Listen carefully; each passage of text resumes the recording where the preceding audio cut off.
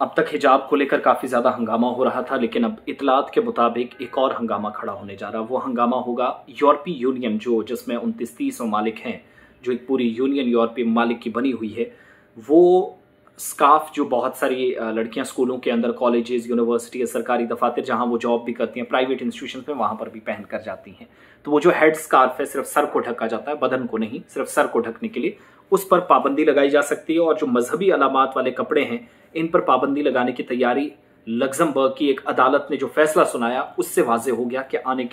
आगे की जो हिकमत अमली है यूरोपीय यूनियन की, वो क्या होगी। सरकारी दफातर की मुलाजमीन को लेकर फैसला सुनाया गया कि इस्लामी लिबास पहनने पर पाबंदी लगा सकती है। अदालत की तरफ से इस बात का इशारा दिया गया लग्जमबर्ग के अंदर, और पहले ये मुतालबा जर्मनी के अंदर भी उठा था।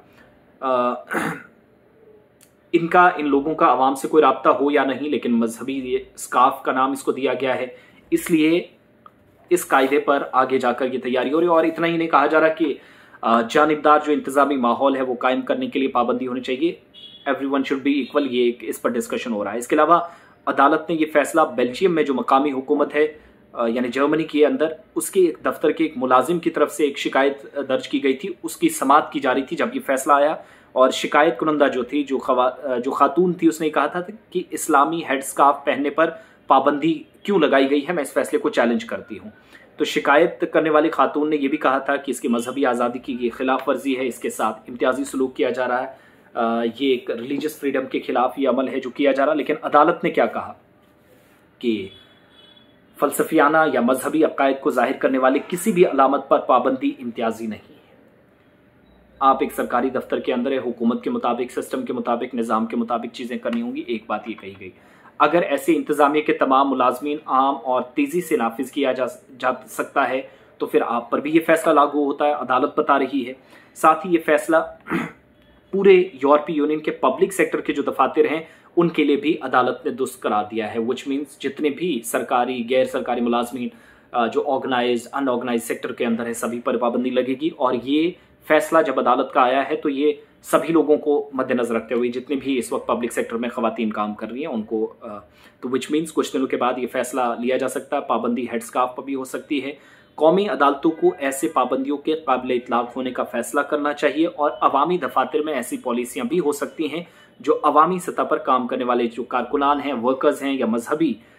या फलसफियाना अकीदा है, उसकी ज़ाहिरी जो निशानात है पहनने तक महदूद रखें।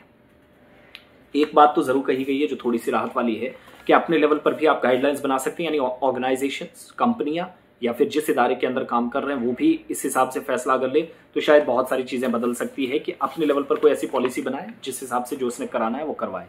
साथ ही हर रुकन मुल्क जो है किसी भी बुनियादी इदारे को अपनी अहलियत के फ्रेमवर्क के अंदर अवामी खिदमात या पब्लिक सर्विसेज जानिबदारान तरीके से रखे, डिज़ाइन सही तरीके से चीज़ें हों, इस बात पर भी फोकस किया गया, which means in coming days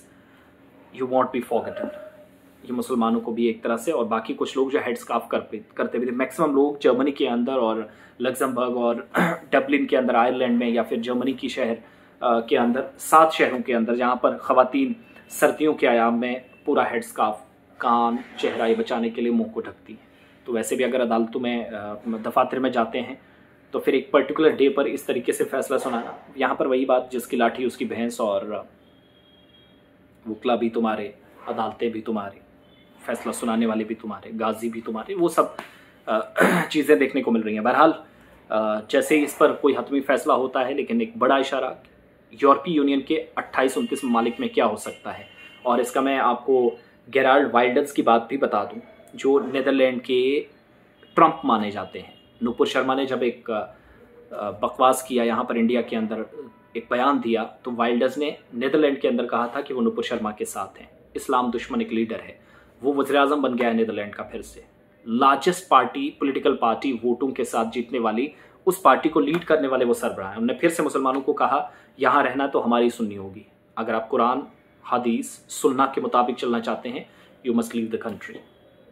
तो ये हो रहा है फ्रांस और जर्मनी के अंदर भी। और जर्मनी में इन दिनों तो गजा के जितने भी हामी हैं, जो हमास को सपोर्ट करने वाले लोग थे, जिन लोगों ने प्रोटेस्ट किए, बाहर से बच्चे पढ़ने आए थे, वो भी कुछ लोग एज ए सॉलिडेरिटी शो करने के लिए, यकजहती का इजहार करने के लिए, जो मुतासरीन हैं, प्रभावित लोग हैं, जो लोग मारे गए, उनकी फैमिलीज़ के साथ खड़ा होने के लिए उन्होंने एक सपोर्ट का इजहार किया था, उन लोगों पर भी छापे पड़े, दर्जनों लोग पकड़े जा रहे हैं। बहरहाल it's a tough time, but इन्नल्लाह मअस साबिरीन, याद रखिएगा।